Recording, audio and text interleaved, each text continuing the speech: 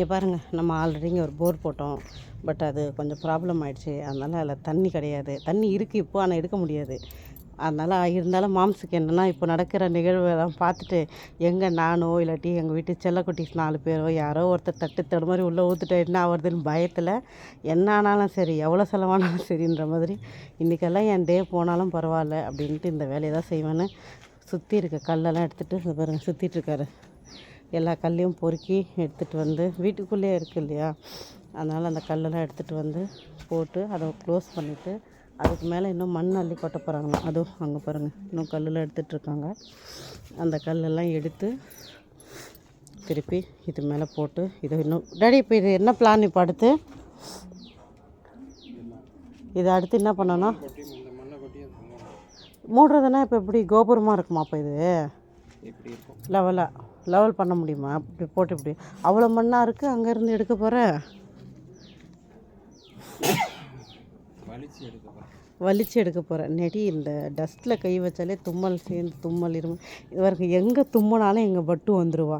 இவளுடைய குணம் யார் தும்பினாலும் உடனே வந்து விசாரிப்பா. அதுலேயும் ஸ்பெஷலி டேடி தும்பிட்டா முடிஞ்சு தூங்கிட்டு இருந்தால் கூட எந்திரிச்சு வந்து விசாரிச்சிடுவா.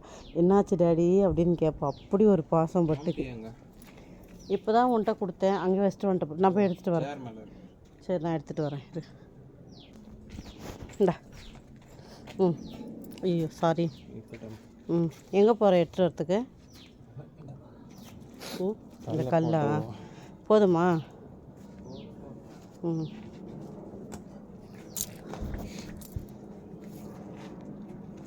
இதுக்குள்ளே 2-3 பெட்ஷீட்லாம் போட்டு இவங்க அழுத்தி விட்டுட்டாங்க. எதோ பாம்போ பூச்சோ ஏதோ ஒன்று உள்ளே போய் மாட்டிக்க போகுது.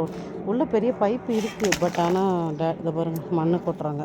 அவங்க தான் இல்லை வேண்டாம், அது எப்படியா இருந்தாலும் எதாவது பூச்சி போட்டுருந்தா என்ன பண்ணுறது அப்படின்னு சொல்லிட்டு ஃபுல்லாக பெட்ஷீட்லாம் போட்டு நாங்கள் மூடிட்டோம்.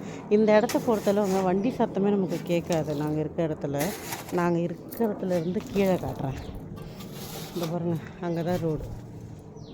1 வீடு 2 3 4 வீட்டை தண்ணி அங்கே ஒரு ப்ளூ கலர் பெயிண்ட்டு. அங்கே உங்களுக்கு தெரியுதான்னு தெரியல, லாஸ்ட்டில் தெரியும். அதுதான் ரோடு. வண்டி அங்கே தான் இருக்குது. அங்கேருந்து நம்ம வீடு இங்கே இருக்குது. ஸோ இந்த டிஸ்டன்ஸ்னால் வண்டி அங்கே போனாலும் வந்தாலும் நமக்கு இங்கே சவுண்டே கிடையாது. பட் முன்னாடி இருந்த வீட்டிலலாம் வண்டி எங்கே போனாலும் நம்ம வீட்டுக்குள்ளே அவ்வளோ தெளிவாக கேட்கும். ரோட்டில் 2 பேர் பேசிட்டு போனால் கூட நமக்கு உள்ளே நல்லா கேட்கும். இங்கெல்லாம் நம்ம எங்கே பேசினாலும் கேட்காது. பட் நம்ம பேசுறது மற்ற வெளியில் கேட்கும், பக்கத்து வீட்டில் அந்த மாதிரி. அவ்வளோதான். ஏன்னா அந்தளவுக்கு இங்கே சுற்றி ரொம்ப பீஸ்ஃபுல்லாக இருக்கும், அமைதியாக இருக்கும். கூட சேர்த்து நம்மளுடைய பேசுறது எப்பயுமே கேட்காது. அது வேறு டிபார்ட்மெண்ட். அது நீ வாய்க்குள்ளேயே பேசிக்கிறியா என்னன்னு தெரியல. அதுக்கு பேர் என்ன சொல்லுவாங்க? வாய்க்குள்ளே மகுடி வாசிக்கிறதா ரெடி? அதெல்லாம் நமக்கு தெரியாது. இந்த போட்டு வாங்குறவங்க கோத்து வாங்குறவங்க தான் இந்த மகுடி வாசிக்கிறது. அப்படி இல்லை, அப்படி சொல்லுவாங்க. நான் எப்படி சொல்லனா, பேசுவாங்க பட் சவுண்டு வராதுல்ல, அதுக்கு நான் சொன்னேன்.